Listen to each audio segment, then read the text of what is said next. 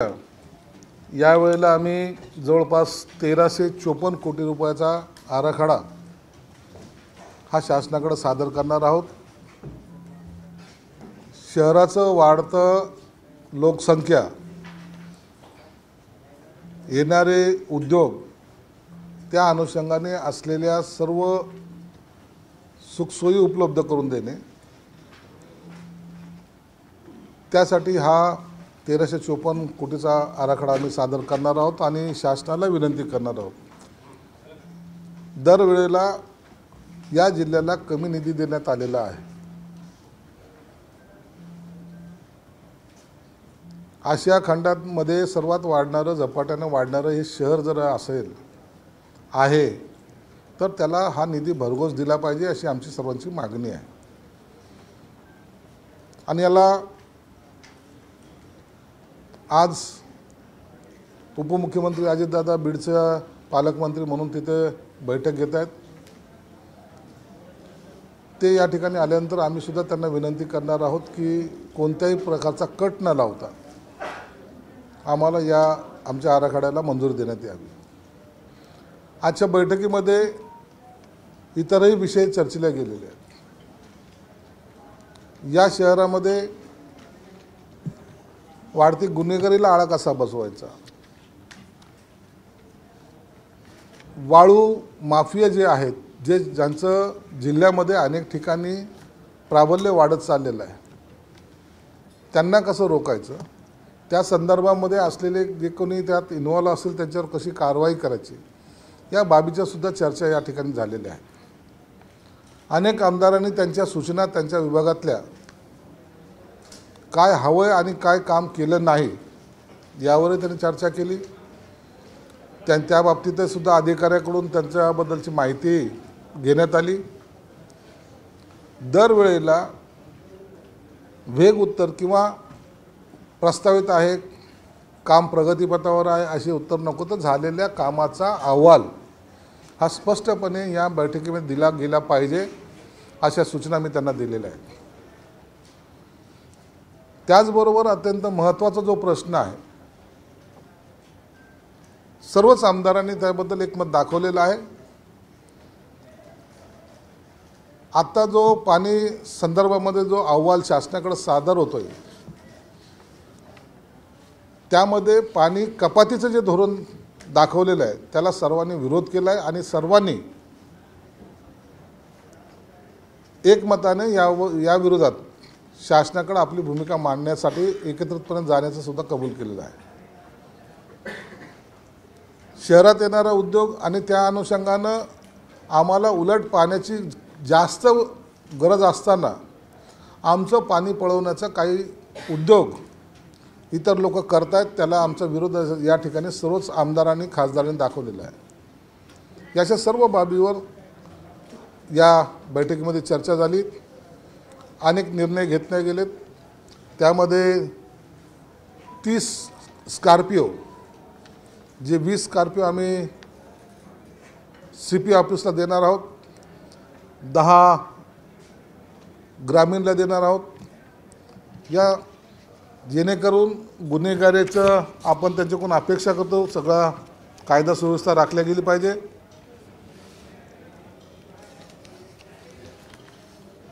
तर त्यांना तेवढ्या सुविधासुद्धा दिल्या पाहिजे, ते आहे। शाळेमध्ये काही ठिकाणी CCTV कॅमेरे आजही लागले गेलेले नाहीत। मागे जी घटना घडलेली आहे त्याबद्दलचा चौकशी करण्याचे आदेश पुन्हा एकदा शासन पोलीस यंत्रणेला आणि जिल्हा परिषद COला देण्यात आलेले आहेत।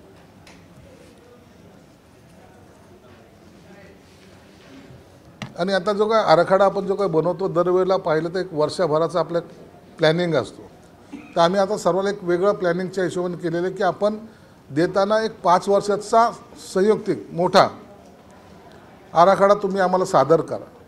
5 वर्षाचं असलेलं प्लॅनिंग काय असलं पाहिजे, दर वर्षीला। फॉर एक्झाम्पल शाळा बांधणे, हा दरवर्षी काही शाळा बांधतात, मग पुढच्या वर्षी ते हे करतात, तर त्यापैकी एकंदरीत 5 वर्षामधला तो प्रोग्राम असेल, अंगणवाडीचा प्रोग्राम असेल, काही ठिकाणी बंधाऱ्यांचा प्रोग्राम असेल, हे सर्व गोष्टी आपण त्या आराखड्यामध्ये घेणार आहोत। ठीक आहे। पाण्यासंदर्भातला तुम्ही जे म्हटले ना की अन्याय केला जाते तर त्या संदर्भात सविस्तर काय चर्चा झाली आणि काय ठरलं आहे? ज्या कमिटीने अहवाल सादर केला आहे त्या कमिटीच्या अहवालामध्ये अनेक त्रुट्या जाणून बुजून दाखवण्यात आलेल्या आहेत.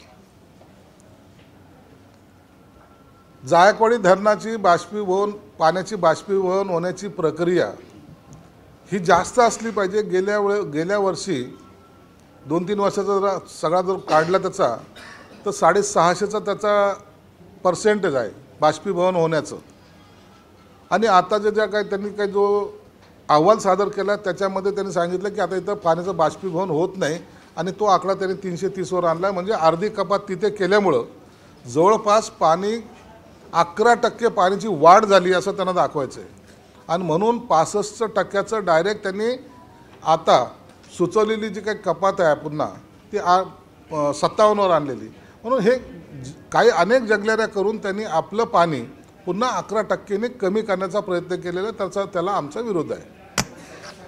सरकार पातळीवर प्रेशर दबाव काय असेल काही ठरलंय का? सगळे आमदार सर्व आमदार खासदारांनी सर्वांनी एकत्रितपणे येऊन आम्ही शासनाकडे आमची भूमिका मांडणार आहोत आणि हा विषय कॅबिनेटमध्ये सुद्धा घेण्याचं मी त्यांना सांगितलेलं आहे की मी कॅबिनेटमध्ये हा विषय सुद्धा लावून धरेन. कालव्यातली गळती आणि बाष्पीभवनाच्या आड लपून मराठवाड्यात पाणी पुरवठा करण्याची योजना राधाकृष्ण विखे यांची आहे असं मला वाटतं. आणि त्यांनी असं काम म्हणलेलं आहे की धरणांबद्दल जी कालव्यांमधली जी फूट आहे त्याच्यामुळे जास्त गळती होते मराठवाड्यात. नाही, त्यांनी काय म्हणलं आम्ही अहवालाचं आम्हाला पण कळतं ना अहवाल कसा आलेला आहे, अहवाल कसा सादर केलेला आहे. त्यावर आम्ही सविस्तर सर्व इथलचे जे तज्ज्ञ आहेत ज्यांनी आयुष्यभर पाणी या प्रश्नावर त्यांचं आयुष्यात सगळी माहिती आहे त्यांच्यावर आम्ही चर्चा केलेली आहे. आणि त्यांनी ते सर्व आम्हाला समजून सांगितलं की यांनी कोणत्या पद्धतीने आपली फसवणूक केलेली. जिल्ह्यातल्या गुंडगिरीच्या संदर्भात मागे काही दिवसापूर्वी तुम्ही बोलला नायनाट सुरू होते. आज काही त्या नायनाटीच्या संदर्भात इतर जिल्ह्यातल्या काही चर्चा झाली का? काय जिल्ह्यातल्या गुंडगिरी संदर्भामध्ये पोलीस आयुक्तांना सुद्धा मी सूचना दिलेल्या आहेत आणि त्यांना स्पष्टपणे सांगितलेले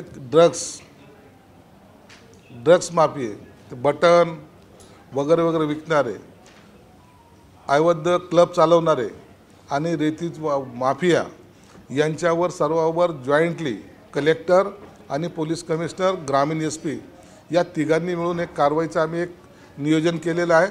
2-4 दिवसानंतर पुन्हा शहरासाठी पोलीस कमिशनर कॉर्पोरेशन कमिशनर यांची जॉईंट बैठक सर्व अधिकाऱ्यासहित आम्ही घेणार आहोत. म्हणून आता गुंडागिरी या शहरामध्ये चालू नये. या शहरामध्ये जर गुंडागिरी जर वाढली तर येणाऱ्या उद्योगावर त्याचा परिणाम होतो. तो परिणाम होऊ नये आणि या ठिकाणचे जे खून वगैरे इतर जे काही प्रकार झालेले आहेत गेल्या 6 महिन्यामध्ये ते प्रकार पुन्हा होता कामा नये याचा स्पष्ट सूचना मी त्यांना दिलेल्या आहेत. एकाच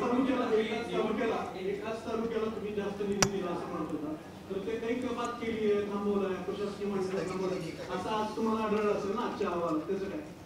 यावर विरोधी पक्षनेत्यांनी काही आमदारांनी या बाकीच्या गोष्टीवर त्यांनी चर्चा केलेली आहे.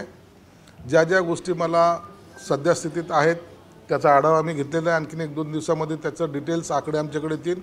निश्चित ज्या ठिकाणी अखर्चित निधी आहे किंवा त्याचे वर्क ऑर्डर झाल्या नसेल त्या थांबून तो निधी इतरत्र वळवण्यात येईल. पण निवडणुकीपूर्वी तत्कालीन पालकमंत्र्यांनी घेतलेले निर्णय आणि त्यावेळेस ते दिलेल्या कामाला मंजुरी प्रशासकीय मान्यता या सुद्धा चर्चेत आहेत. त्या संदर्भात सुद्धा तुम्ही निर्णय घेणार आहात? त्याचा सर्व अहवाल कलेक्टर मला देणार आहेत. म्हणून ते अहवाल प्राप्त झाल्यानंतर मी त्याच्यावर निर्णय घेईन.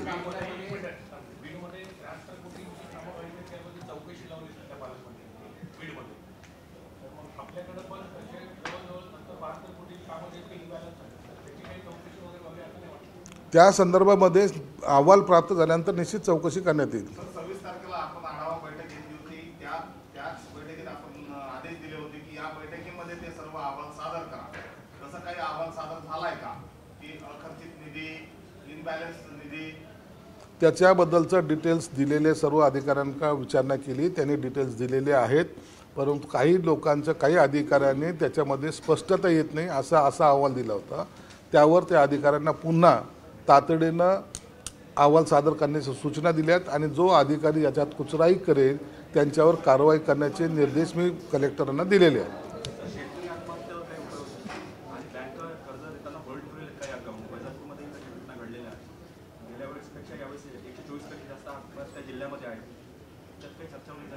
नाही, बैठकीमध्ये चर्चा झाली नाही, परंतु हा विषय गांभीर्याने घेण्यासारखा आहे. निश्चित आम्ही त्याच्यावर उपाय काढू.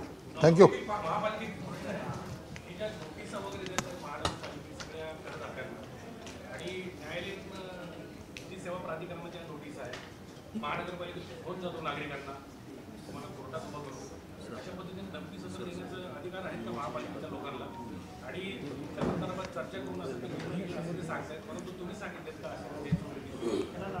असा कोणताही आदेश आम्ही दिलेला नाही. कॉर्पोरेशन त्यांच्या पद्धतीने त्यांना नोटिसा बजावत आहेत. काही नोटिसामध्ये आम्हाला जे दिसून आलेलं आहे की त्याच्यामध्ये टॅक्स कमी आहे, इंटरेस्ट जास्त आहे, असंही प्रमाण काही ठिकाणी दिसतंय. म्हणून मी ऐकताना सुद्धा त्यांच्याबरोबर एक बैठक घेऊन त्या संदर्भामध्ये स्पष्टीकरण करणार आहोत. काही ठिकाणी जाणीवपूर्वक जर इंटरेस्टमुळे जर टॅक्स वाढला असेल तर तो सुद्धा आम्ही कमी करण्याचा निश्चित, फक्त इंटरेस्टच्या बाबतीमध्ये मी सांगतो, तो प्रयत्न केला जाईल.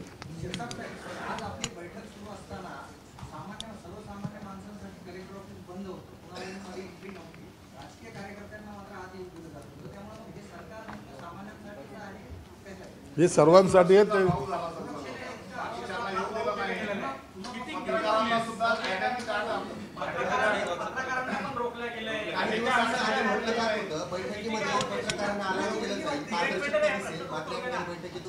याच्यानंतरच्या बैठकीला तुम्हाला निश्चित अलाव केले जाईल, परंतु इतके जर लोक जर बसले तर सभागृहामध्ये बसायला चान्स राहणार नाही, ही कलेक्टरने मला सूचना केली होती. आणि दुसरी गोष्ट महत्त्वाची, सुरक्षिततेचा प्रश्न कदाचित कलेक्टरांना थोडंसं असं वाटत असेल की सुरक्षितता असावी, म्हणून त्यांनी या वेळेला चला. Okay, thank you.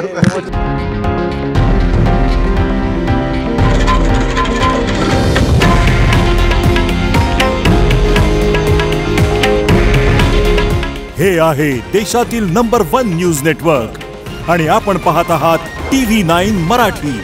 काळजी तुमची, हित महाराष्ट्राचं.